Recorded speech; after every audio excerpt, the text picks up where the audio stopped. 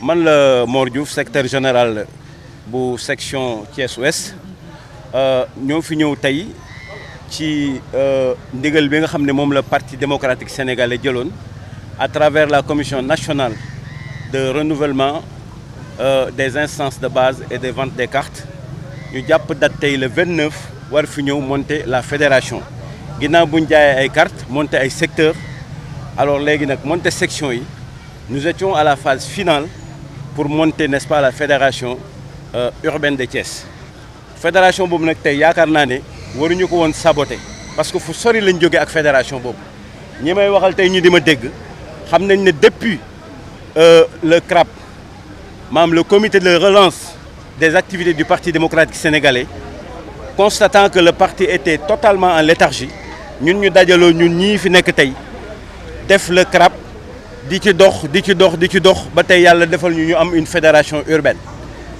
suñu mentor maître Abdoulaye Wade ñu ngi koy sant bu baax di ko gërëm ci xel mu rafetu suñu candidat Karim Meïssa Wade mu tas fédération yi nga xam ne ñoo xawoon a gën a jigéeñal trop mu def ay fédération urbaine ak des fédérations rurales foofu nag ci la Thiès n'a pas été exception à la règle li ñu doon wut bu yàgg nag ñun ñu am ko ñu jox ñu une fédération urbaine bi ñu ko joxee nag tey ñu waroon na ñëw monter si ko bi ñu koy monter aussi ñun ñëpp xam nañ ne quota yi ñu joxe woon ñun ci la ñu basé wu au niveau de l'ouest amoon na maanaam benn section bu nekk waroon na am 25 délégués alors à l'ouest nous avions 25 délégués ñu diviser ko chaque section am na fa ñaari tendance bi nga xam ne moo nekk ouest ñu jox leen 18 les majoritaires alors ñi minoritaires ñu jox leen 7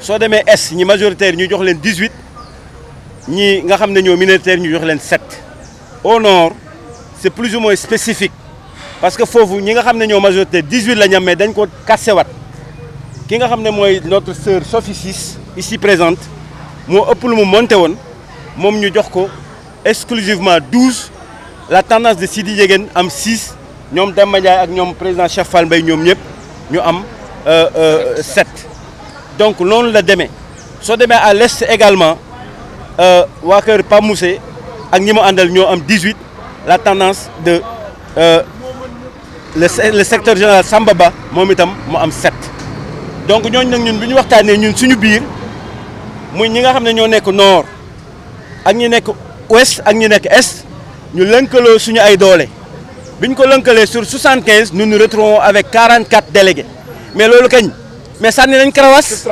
sur 31 ñoom xam nañ ne maanaam 44 bokkul sax ak 31 parce que su ma jëlee sama 18 jël 7 bàcc jël 12 yi Sophie Ciss jël 7 Demba Ndiaye ñoom mais ça fait 44 ñoom ils ont 31 ñemewuñu dem vote loolu mooy problème bi. léegi yéen kan moo doon seen candidat.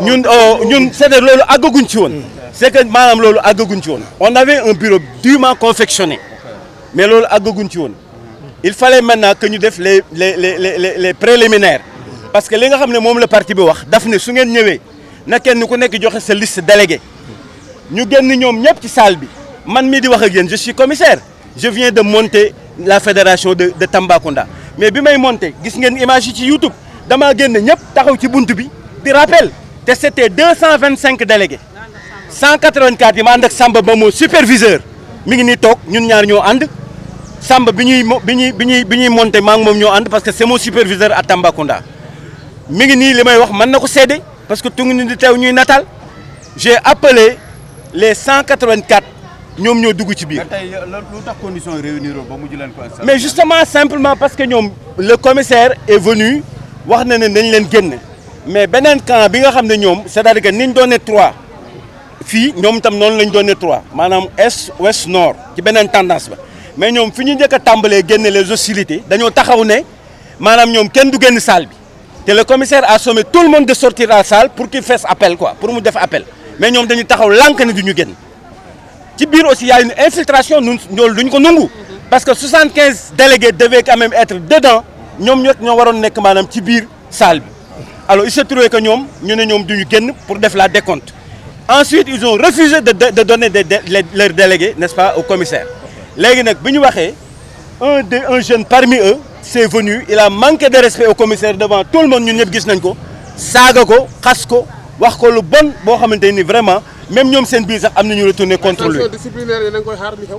bon en principe dégg nga ñun ñëpp dégg nañ li commissaire yi wax nee nañ ñoom su fekkente ne dem nañ ba nga xam ne mënuñu gis dara am na commission ad hoc boo xam ne moo nekk Dakar ils vont plier bagage seen li ñu am lépp suñ demee ils vont quand même faire un rapport et rendre compte maintenant à Dakar c'est à Dakar qu'ils vont décider. mais pare nañu pour ñëwaat pour jéemaat. non loolu du amaat xalaatuñu ko sax quoi mais ñun personnellement xam nañ ne ñun nous sommes les majoritaires ñun ñoo raw parce que 44 contre 31 il y a même pas photo c'est pourquoi ils veulent pas quand même faire les élections te kii élection à main levée la comme assemblée nationale da ngay yëkkat sa loxo kon xam nañ ne loolu mënul jàll te foofu la démocratie mën a yem suñ taxawoon dañ leen di dóor ba nappaaje leen poste yëpp ñu jël ko lu ñu leen seddul duñ ko am. mais est-ce que commissaire bi du ñoom ñoo tële aussi parce que démb département bi monté nañu sans problème jëm tey ville bi ngeen. non du tout non mënta nekk parce que aussi xam nga on ne peut pas quand même travailler dans un indiscipline totale et caractérisée xam nga sa moroomi papa taxaw ak sa moroomi kilifa nga taxaw di leen saaga devant tout le monde loolu vraiment c'est incorrect c'est incroyable loolu yaakaaruñ ko woon te loolu du xarkanamu Thiès ay xale yu discipliné ñoo fi ne ñu yaru ñoo xam ne xam nañ seen ay kilifa. léegi lu ngeen xaar ci direction parti PDS. mais li ñu xaar mooy leen ñun nous sommes des militants disciplinés nous plions n'est-ce pas à la décision des commissaires et des superviseurs su ëllëgee lu ñu wax rek ñun ñu ànd ci ak ñoom. Ndiaye vice-président de la section de Thiès Nord.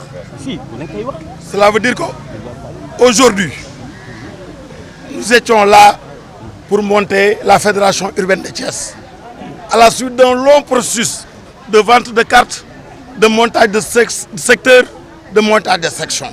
C'était l'ultime étape au niveau de la fédération urbaine. Mais il y avait des préalables. Avant de venir ici, on savait qui était majoritaire et qui était minoritaire. Et chacun a fait le décompte des délégués. Nous sommes la tendance majoritaire avec Mor Diouf, Sambaba, Sophie Ciss, Souki Dembélé, Cheikh Fall Mbaye, etc. et Souka. Et on a fait le décompte. Nous avons 44 délégués et ils ont 31. Il n'y a pas photo. Maintenant, le problème est réel. Il y a des perdants qui ne veulent pas perdre. Ce n'est pas le problème du commissaire. Hein. Il y a des perdants qui n'ont pas la dignité de perdre. Ils ont dit qu'on leur donne d'abord deux choses. Ils ont bloqué. Avant d'entrer, quelqu'un parmi eux a dit qu'il n'y aura rien. Tout sera saboté. Mais si le commissaire avait pris ses dispositions, oui, ne serait-ce que peut-être appelant les forces de l'ordre, est-ce qu'il ne pourrait pas régler le problème? Mais s'il appelle les forces de l'ordre, oui, quand une tendance refuse de donner la liste de ses délégués, qu'est-ce que les forces de l'ordre peuvent faire ça là-dessus? Il y a de la mauvaise foi. Et il y a de la mauvaise foi. C'était préparé. C'était préparé parce que c'est des gens qui manquent de dignité. Qu'est-ce que vous attendez? Ils veulent perdre maintenant la direction du PDS. On va faire un rapport. On saura qui a bloqué la réunion, ceux qui ne veulent pas que les gens votent. Et ils vont en tirer les conséquences et dire que nous sommes la tendance majoritaire. Mais est-ce que cela arrange votre candidat Karim Meïssa Wade qui... Non, ces photos de troubles-là ne peuvent pas gêner. C'est des gens qui sont insuffisants sur le terrain. C'est pourquoi ils essaient de semer des troubles ici. Mais tout ça passera. On demande à la direction de prendre ses responsabilités. Nous, on était sagement assis. Ils vont rendre compte. Il y a un camp qui ne voulait pas des élections parce qu'ils sont minoritaires. La direction n'a qu'à tirer les conséquences, accepter notre majorité parce qu'il n'y aura pas d'autres réunions. Et prendre des sanctions. Et prendre des sanctions parce que les gens, on les connaît nommément et on a confiance aux commissaires, aux superviseurs. Ils vont faire leur rapport et on sera la liste majoritaire. Je crois que reprendre la parole et en ajouter quelque chose, c'est peut-être même remettre un peu en l'unité organique qui nous lie. D'abord les trois sections. Nous sommes là ensemble, la tendance majoritaire. Et je ne souhaiterais véritablement pas dire quelque chose qui serait contraire à ce que nous ressentons individuellement et collectivement. Mais je voudrais d'abord commencer par présenter toutes nos excuses à la commission, au nom de tous les délégués, n'est-ce pas, de la section. Pour leur dire que nous compatissons à leur douleur et également nous condamnons avec la dernière énergie ce qui s'est passé. Nous leur restons solidaires et nous savons que ce sont des missionnaires qui n'étaient venus simplement pour exécuter une tâche que le parti leur a confiée. Maintenant, je voudrais également remercier tous nos délégués, femmes, les jeunes qui sont là ensemble, debout. Et demain, si on appelle encore, elles seront encore là debout, n'est-ce pas, pour défendre les couleurs de notre pays. Est-ce que ce n'est pas parce que vous, les nouveaux promis, vous êtes contestés, Samba à l'est et Mor Diouf à l'ouest? Ouais, justement, parce qu'en fait, peut-être que ça... Non, c'est-à-dire que c'est plus que ça. C'est plus que ça, c'est que... Peut-être le problème qui se pose, c'est que nous... Le secrétaire général national nous a fixé la date du 3 pour terminer rapidement le montage des fédérations. 3 septembre. Le 3 septembre. Aujourd'hui, quand nous avons fait le décompte, sur les 59 sections, fédérations, le décompte a été fait que il ne nous reste plutôt que 22 sections à faire. Donc 37 sections ont déjà été montées sur l'ensemble du territoire. Mais seuls les trains qui n'arrivent pas à l'heure font l'objet de commérage et de bruit et de commentaires. Donc tout se passe bien. Maintenant, si c'est ça, de façon, même ce qu'on doit perdre dans un esprit chevaleresque. On doit aussi perdre dans la sportivité et comprendre. Nous n'avons pas et perdre même dans la dignité. Nous n'avons pas, nous, peur de perdre. Si nous devons perdre, ensemble, nous nous donnons la main pour travailler pour l'intérêt du parti. C'est ça. Quel profil pour diriger le PDS au niveau de la fédération urbaine? Non, aujourd'hui, il y a une tendance qui se dégage. C'est-à-dire que le laxisme est en train de céder la place à des gens qui sont capables aujourd'hui de redonner au Parti démocratique sénégalais, à Thiès, n'est-ce pas, son lustre d'antan. C'est-à-dire que faire de ce parti que tout le monde enviait, ce parti qui a fait la fierté, n'est-ce pas, de tous les Sénégalais, Thiès qui a été un passion du Parti démocratique sénégalais, qui nous fait rappeler même des grands ténors du parti qui ont fait avancer les élections. Je crois que ces gens-là, au contraire, nous donnent encore du fil et nous encouragent, n'est-ce pas, à faire de ce parti ce qu'ils devaient faire. Nous n'avons pas de peur. Nous leur disons tout simplement qu'ils le veuillent ou pas, la fédération sera montée.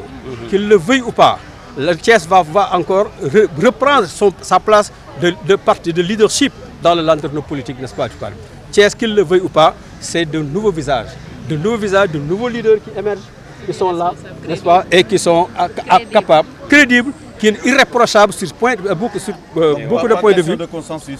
Non, le consensus, c'est si, parce que le parti privilégie le consensus, mais ça ne veut pas dire l'unanimité, n'est-ce pas? Le consensus, mais pas l'unanimité.